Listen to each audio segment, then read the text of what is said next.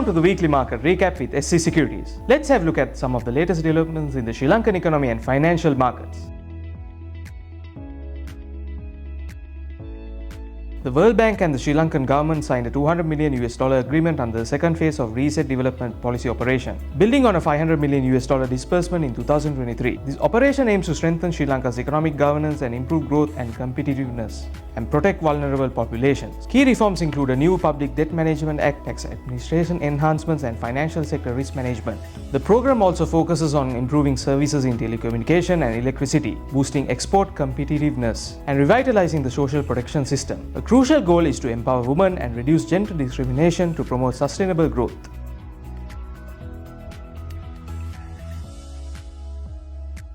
Bloomberg Economic predicts that Sri Lanka's debt stock will fall 113% of GDP in 2023 to 82% by 2032, surpassing the IMF's target of 95%. If the country adheres to a 2.3% primary surplus, the successful agreement between the government and private bondholders and the Official Creditors Committee involves restructuring $12.6 billion to $9.2 billion of new bonds, many of which are growth-linked. President Dissanayaka's support for the deal has eased market concerns about the IMF program's future. Additionally, overperformance on debt targets gives the government fiscal space to provide relief to citizens, bolstering electoral prospects. Bloomberg Economics estimates also suggest that a lower surplus target of 0.8% could still meet the debt target, providing further fiscal flexibility.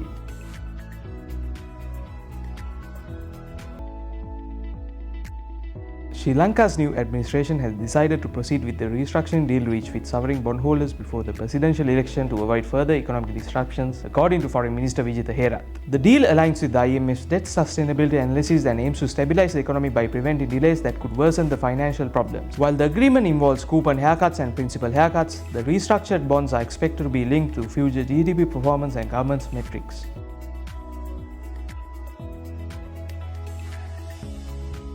Sri Lanka has made impressive strides in its economic recovery, with tax revenues growing 43% to 2,156 billion rupees in the first 7 months of 2024. This significant boost, along with the 30% rise in non-tax revenues, helped reduce the overall budget deficit by a remarkable 41%. The revenue to GDP ratio improved by 6.9%, reflecting the country's enhanced fiscal discipline, underpinned by stable monetary policies. Current expenditures were effectively managed and lower interest costs contributing to fiscal stability. However, these gains signal strong recovery. The government's planned tax cuts and reduced income tax thresholds may pose a challenge to sustainable long-term debt targets, as Sri Lanka works towards the IMF recommended 15% revenue to GDP ratio.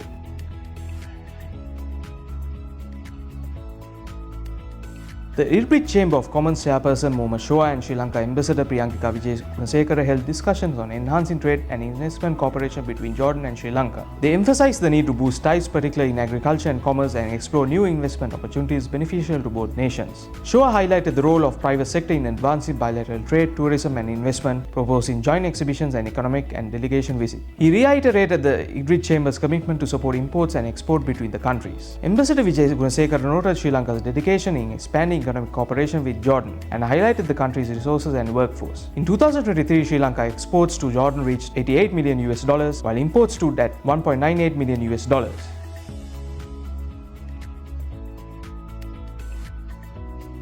Sunshine Healthcare Lanka Limited announced the successful conclusion of a 3,270 million rupees equity investment from the International Finance Corporation. This investment grants IFC a 14.73% equity stake in SHL, enabling the company to advance major capital projects aimed at transforming healthcare delivery across the country. SHL plans to significantly expand its pharmaceutical manufacturing, doubling capacity in respiratory products, while also enhancing diagnostic capabilities. Sunshine Holdings plc CEO Shyam Satasivam highlighted this partnership as crucial for strengthening healthcare accessibility.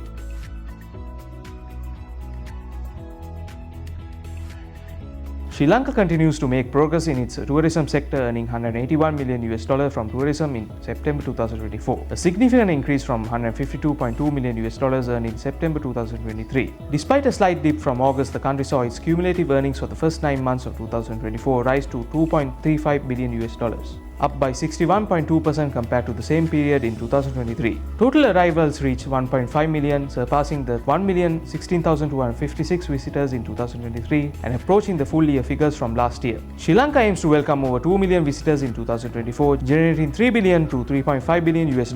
With strong year-end growth expected to meet these targets, the recovery in tourism earnings along with resilient exports and remittances has been crucial in stabilizing the economy. With the recent Treasury-bill auction, the 91-day T-bill rate stands at 9.69%, showing a decrease of 37 basis points. The 182-day T-bill rate stands at 9.95%, showing a decrease of 42 basis points, and the 1-year T-bill rate stands at 10.00%, showing a decrease of 4 basis points. Let's take a look at this week's Colombo Stock Exchange market status.